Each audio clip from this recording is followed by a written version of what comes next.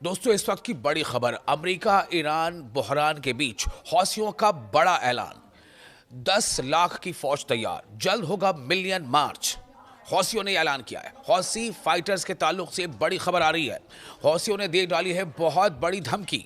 बड़े पैमाने पर एहतजाज और यकजहती का ऐलान किया है हौसियों ने। अमेरिका इसराइल के मुमकिन हमले के खिलाफ बड़ा इंतबाह। दोस्तों, मैं हूं विशाल। हौसियों की जानिब से अमेरिका और इसराइल के खिलाफ जंग के लिए 10 लाख अफराद की तैयारी हौसी कर रहे हैं। जी हां, यमन के हौसी रहनुमा अब्दुल मलिक अल हौसी ने फिलिस्तीन, ईरान और लेबनान की हिमायत में 10 लाख अफराद पर मुश्तमिल मुजाहरे की अपील की है, जिससे जंगी बयानिए में मजीद शिद्दत आ गई है। यानी एक तरफ ईरान और अमेरिका के बीच डायलॉग पर डायलॉग जारी है, वहीं दूसरी तरफ हौसियों ने बड़ा ऐलान कर दिया है। यानी अमेरिका कहीं ना कहीं अब चौतरफा दबाव में है। ये बयान ऐसे वक्त सामने आया है जब ओमान में अमेरिका और ईरान के दरमियान मुज़ाकरात किसी बाज़ाब्ता ऐलान के बगैर अभी वो ख़त्म हुए हैं। उसे ख़त्म नहीं कहा जा सकता, बल्कि वो अगले डायलॉग की कड़ी कहा जा सकता है। लेकिन इस बीच ये दबाव जो हौसियों ने बनाया है, ये बहुत कारगर हो सकता है। हौसियों ने मुबैना अमरीकी सेहोनी साजिशों की मजम्मत करते हुए इसराइल और इसके इत्तेहादियों के साथ आइंदा किसी भी महाजराई के लिए मुकम्मल तैयारी का ऐलान कर दिया है। और ऐसा नहीं है कि हौसी सिर्फ कहते हैं, ये करते भी हैं। मैं आपको थोड़ी देर में बताऊंगा कि कैसे इन्होंने माजी में अपने हमलों से कई देशों के कार्गो शिप्स को समंदर के गहरे खाई में डुबो दिया था। यह अपील हौसी लीडर ने ऐसे वक्त में की है जब बहर अहमर में जहाज रानी पर दोबारा हमलों की धमकियों के बाद सामने आई है। जबकि एक खौफनाक वीडियो भी गर्दिश कर रही है, जिसमें एक जलते हुए जहाज को दिखाया गया है। ये फिर से वायरल इसलिए हो रहा है, आपको भी मैं चाहूंगा कि इसको आप देखें कि किस तरह से हौसियों ने न सिर्फ कहा, कहते हैं ना कि उनकी कहनी और कथनी और करनी में अंतर नहीं है। वो जो कहते हैं वो करके दिखाते हैं। और इस पर उन्होंने लिखा भी है कि सून, यानी कि जो वीडियो वायरल हो रहा है उस पर वो लिखा है सून, यानी कि जो हमने माजी में किया, हम जल्द ही ऐसा फिर अनकरीब कर सकते हैं, मुस्तकबिल में, फ्यूचर में, कमिंग डेज में कर सकते हैं। क्यों? उन्होंने कुछ आगे बातें लिखी हैं। उधर इसराइल भी मुमकिन नए हमलों की तैयारी कर रहा है, और इन्हीं सब के बीच ये काफ़ी अहम हो जाता है, क्योंकि जब जब इसराइल थोड़ी अपने तौर पर वो इस तरह की बातें करता है, या वहाँ से इसराइल के रहनुमाओं की तरफ से ये बयान इस तरह के आते हैं, हौसी भी जो है सीना सपर हो जाते हैं। और इसराइली फ़ौज यानी IDF जो है, उसके सरबराह ने यमन में अहदाफ से मुतालिक मंसूबों को अपडेट करने के अहकाम भी दे दिए। ये बढ़ती हुई कशीदगी ऐसे वक्त में हो रही है जब वाशिंगटन और तेहरान सिफारती अमल को बहाल करने में मुश्किलात का शिकार है, और खित्ते में तनाव मजीद गहरा होता जा रहा है, चूंकि ईरान किसी भी सूरत में घुटने टेकने को तैयार नहीं है। ईरान बिल्कुल झुकने को तैयार नहीं है। अमेरिका चाहता है कि ईरान घुटने टेक दे, अमेरिका चाहता है कि ईरान झुक जाए, लेकिन ईरान झुकने को तैयार नहीं है। ईरान ने साफ तौर से कह दिया है कि डायलॉग होगा, बातचीत होगी, वो उसमें शामिल होगा, लेकिन वो अपनी शर्तों पर। इसी बीच ये जो दबाव है हौसियों का, ये बहुत ज़्यादा असर ला सकता है। मैंने आपको बताया कि 10 लाख हौसी फाइटर्स जो हैं वो उसके मिलियन मार्च करने की तैयारी कर रहे हैं, और इसका ऐलान खुद जो हौसियों के रहनुमा हैं अब्दुल मलिक अल हौसी ने, यानी यमन के हौसी रहनुमा अब्दुल मलिक अल हौसी ने किया है। और एक सख्त और इश्तिआल अंगेज़ खिताब में फ़लस्तीन, ईरान और लेबनान की हिमायत में 10 लाख अफराद पर मुश्तमिल अवामी इज्तिमा की कॉल दी है, जिसे खित्ते में बढ़ती हुई कशीदगी के तनाजुर में एक ताकत का मुजाहरा करार दिया जा रहा है।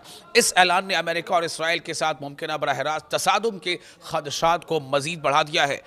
और ये बयान की आप टाइमिंग देखिए, इस टाइमिंग पर बहुत ज़्यादा लोग जो है वो अपना रिएक्शन दे रहे हैं कि बिल्कुल सही वक्त है, जैसा उनका कहना है। जो लोग भी हौसियों के इस एक्शन के तरफदार हैं, ये बयान ऐसे वक्त में सामने आया है जब ओमान में अमेरिका और ईरान के दरमियान बिलवास्ता मुज़ाकरात जो है वो उसका दौर चल रहा था। आपको पहले बता दें कि हौसियों ने, मैंने जिससे पहले आपको बताया कि ऐसा नहीं कि वो सिर्फ कहते हैं, जैसे बड़ी बड़ी बातें करते हैं, जैसे ऐलान करते हैं, जैसा वो कहते हैं वैसा करके दिखाते भी हैं।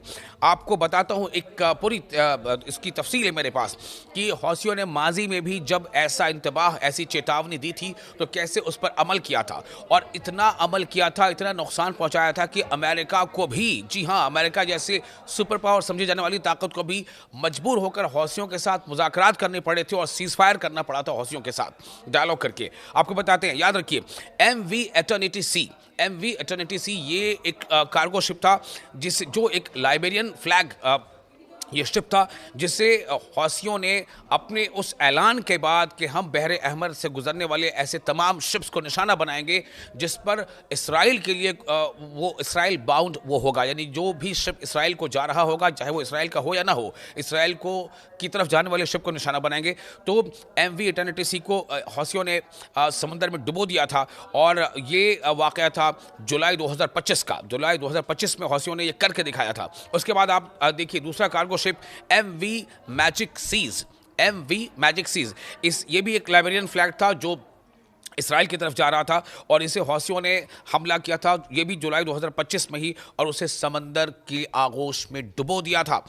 तीसरा जो बड़ा हमला था हौसियों का किसी कार्गो शिप पर वो है मिनर्वा ग्रैट। ये डच फ्लैग था, इसमें डच झंडा लगा हुआ था। ये डच फ्लैग जिसमें जनरल कार्गो शिप थी, इसे हौसियों ने हिट किया था अपने मिसाइल से और म्यूनिशन से, और ये हुआ था सितंबर 2025 में। सितंबर 2025 में हौसियों ने करके दिखाया था जिसपे बड़ी आग लग गई थी और जितने क्रू मेंबर्स थे वो जख्मी हो गए थे।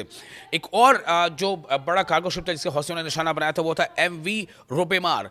MV रुबेमार ये कार्गो वेसल था, इससे काफ़ी नुकसान पहुंचाया था। रिपोर्टेडली ये संक हो, ये डूब ही गया था, ऐसी भी रिपोर्ट बाद में आई थी। और ये हुआ था आपका 2024, सन 2024 के शुरुआती दौर की बात है, जब हौसियों ने इसे एंटी शिप मिसाइल से इन बाब अल मनाब बाबल मंदब यानी स्ट्रेट और रेड सी जो रीजन है उसमें बाबल मंदब इलाके में, उस रीजन में इसको हौसियों ने मार गिराया था।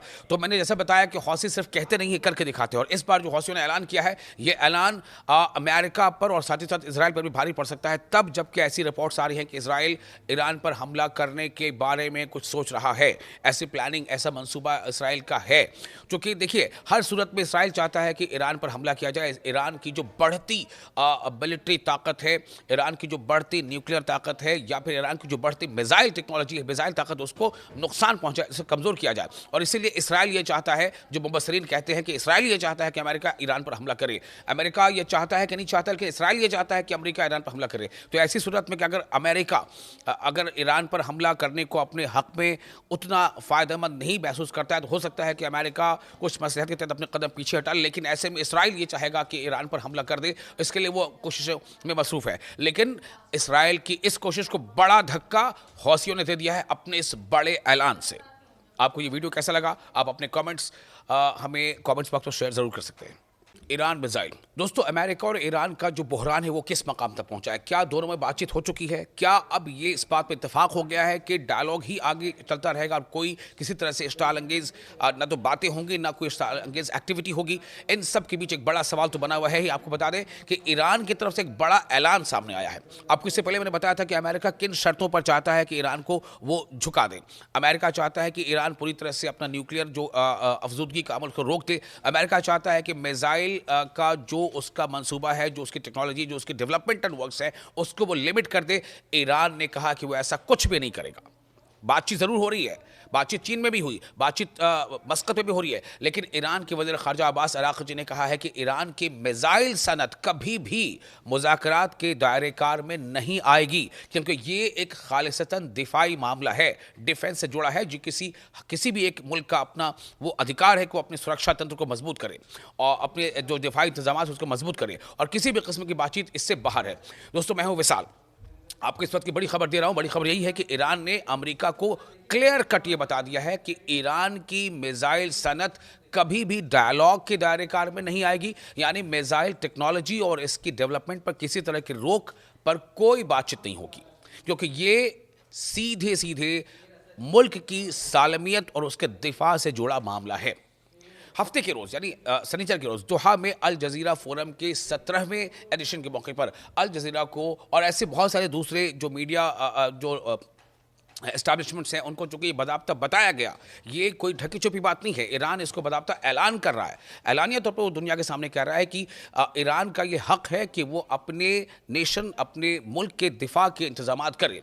तो उसको एक इंटरव्यू के दौरान अराक़ची ने, जो वज़ीर है, उन्होंने कहा है कि ईरान और अमेरिका के दरमियान होने वाले बिलवास्ता मुज़ाकरात का उन्होंने हवाला दिया जो एक दिन कबल मस्कत में मुनक़िद हुए थे। उन्होंने कहा कि वाशिंगटन के साथ मुज़ाकरात का आगाज़ अच्छा रहा, लेकिन उन्होंने कहा कि एतमाद साजी के लिए अभी तवील रास्ता तय करना बाकी है।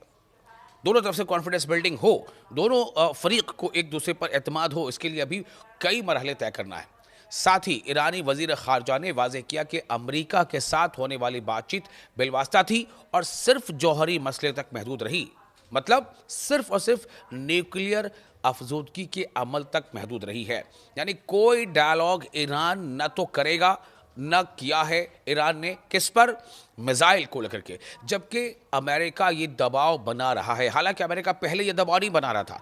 अमेरिका लगातार ईरान पर पहले यही दबाव बना रहा था कि आप अपने न्यूक्लियर अफजूदगी के अमल को रोक दो, लेकिन अब अमेरिका में एक एडिशन हो गया है। मुबसरीन ये मानते हैं कि ये इसराइल के कहने पर अमेरिका ने इसे ऐड किया है कि वो अपने मिसाइल डेवलपमेंटल प्रोग्राम को भी रोके, क्योंकि इसराइल को इससे बहुत ज़्यादा खतरा है। तो अराक़ची ने जोर देकर कहा है कि यूरेनियम की अफजूदगी ईरान का नाकाबिल तरदीद हक है और ये अमल जारी रहना चाहिए। साथ ही ये भी कहा है कि हत्ता की फौजी बमबारी भी ईरान की सलाहियतों को ख़त्म करने में नाकाम रही है। अराक़ची ने इस बात पर भी जोर दिया है कि 0% अफजूदगी मुज़ाकरात के एजेंडे में शामिल नहीं है, यानी कि न्यूक्लियर अफजूदगी का अमल बिल्कुल सिफर हो जाए, ये भी इस एजेंडे का हिस्सा नहीं है। वो भी कुछ हद तक जारी रहेगा। ठीक है कि उसमें हम उससे कुछ कम कर सकते हैं, लेकिन 0% हो ऐसा नहीं हो सकता, 0% हो ऐसा नहीं हो सकता। इससे आगे उन्होंने कहा है कि ईरान की मिसाइल सनत न कभी काबिल मुज़ाकरात रही है और न ही मुस्तकबिल में होगी, यानी आने वाले दिनों में भी, फ्यूचर डेज में भी कभी भी ईरान अपनी मिसाइल सनत, मिसाइल इंडस्ट्री, मिसाइल को और डेवलप करने के मंसूबे पर कोई बातचीत नहीं कर सकता, क्योंकि ये एक दिफाई मामला है। तो ये काफ़ी जो है बड़ा एक ऐलान है ईरान की तरफ से। ईरान बातचीत कर रहा है अमेरिका से, लेकिन ईरान बातचीत कर रहा है सिर्फ और सिर्फ न्यूक्लियर मामले पर, जबकि अमेरिका चाहता है कि ईरान को लिमिट किया जाए मिसाइल टेक्नोलॉजी के मामले में भी। और जैसे मैंने पहले बताया कि दरअसल ईरान से या ईरान की मिसाइल टेक्नोलॉजी से जितना खतरा अमेरिका को नहीं, उतना ज़्यादा खतरा इसराइल को है। और इसराइल चाहता है दरअसल कि ईरान अपनी म्यूजिकल जो मिसाइल को डेवलप करने की टेक्नोलॉजी है, उसे तरक्की देने की टेक्नोलॉजी, उसे रोके। लेकिन इसी बीच आपको ये बता दें कि ईरान ने बहुत ही सक्सेसफुली ICBM यानी इंटर कॉन्टिनेंटल बैलिस्टिक मिसाइल का भी तजुर्बा कर लिया है। इसमें एक बड़ा नाम खुर्रम शहर मिसाइल का है।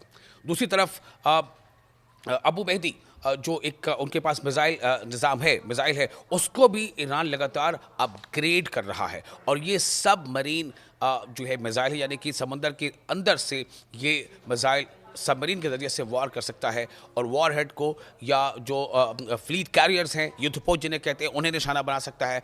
यहाँ तक कि समुद्र से हवा में भी मार कर सकता है। तो इससे भी लगातार ईरान अपग्रेड करता जा रहा है। और दूसरी तरफ ऐसे ICBM मिसाइल जो एक बर्र आज़म से दूसरे बर्र आज़म यानी इंटर कॉन्टिनेंटल भी मार करने की सलाहियत रखते हैं, उसका असर ये है कि अमेरिका का कोई भी शहर अब ईरान के मिसाइल के रेंज में है। और इसलिए अमेरिका चाहता है कि ईरान इस पर भी बातचीत करे, कि ईरान बिल्कुल तैयार नहीं है। ईरान का कहना है कि बातचीत होगी, सिर्फ न्यूक्लियर के मामले पर होगी, मिसाइल वाले मामले पर बातचीत बिल्कुल नहीं होगी।